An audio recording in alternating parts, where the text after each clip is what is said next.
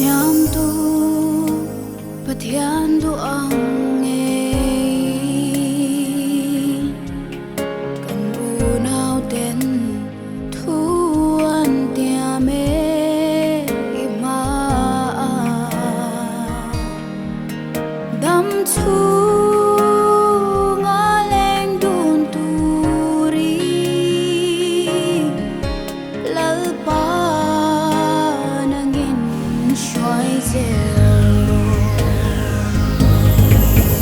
vang lai mel moi choi hun le bor som na alo then hu di magaya in pum khat sel tu ri nangi wal hin mang se Pathian dan thiang lim mang zelin kanita chati entir nan le shet ring nan he zung phun hi ka pe ache mal song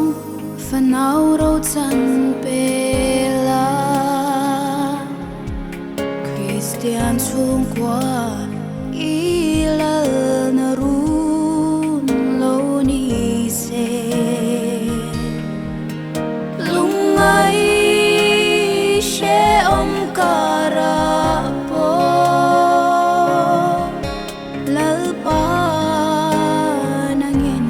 shuai zelo vang lai mel moi choi hun le bor som na alo then hu di magaya in pum khat sel tu ri nangi wal hin mang se mal song fanau ro chan pe la